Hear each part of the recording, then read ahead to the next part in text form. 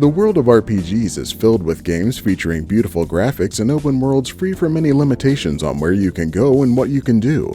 One game, however, has decided that high-resolution textures and boundless vistas are a thing of the past.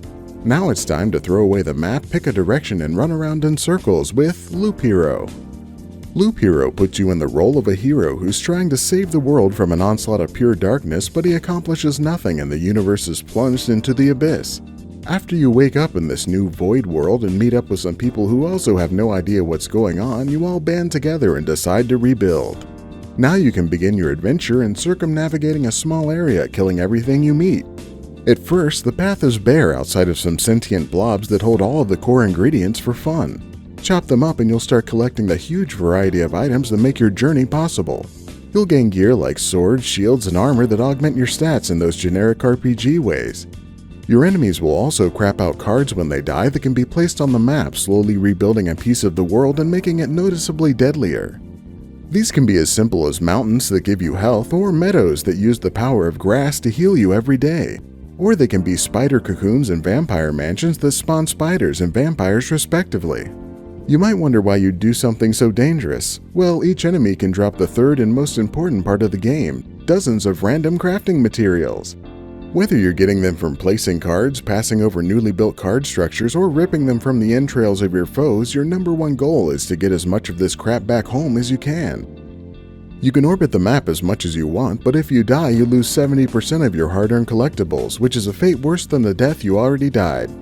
Each card you place also slowly fills a bar, leading to the summoning of the act's final boss, a character with plenty of mysterious dialogue to help you continue not knowing what the hell's going on.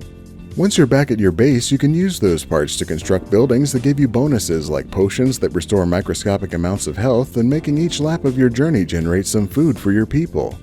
This can unlock more cards for you to put in your deck as well, allowing you to add new features like forests or whatever a bookery is, probably something like a bakery for books.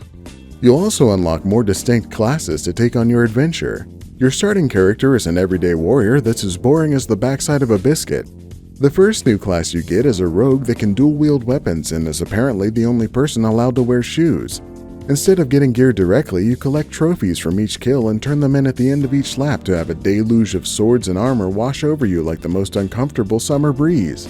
However, my favorite class is the Necromancer, who forgoes the bulk of swords and shields and opts for fine jewelry and books. He uses these to summon only the spookiest of scary skeletons to fend off the bad guys and tries desperately not to get murdered while standing in the middle of everyone fighting for some reason. This loopy adventure in trying to make the world a little less invisible seems simple at first, but soon it will be the video game equivalent of morphine as you lose all track of time collecting items and going for one more loop. As you shirk your responsibilities and forget to eat several meals, your withering body will embrace the ways the cards interact with each other, creating new structures depending on their relative placement.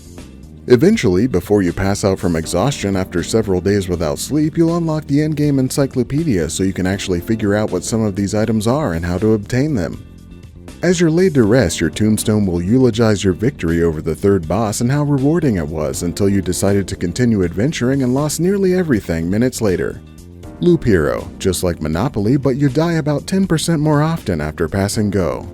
This abbreviated review was brought to you by my patrons, Nexus Store, and viewers like you.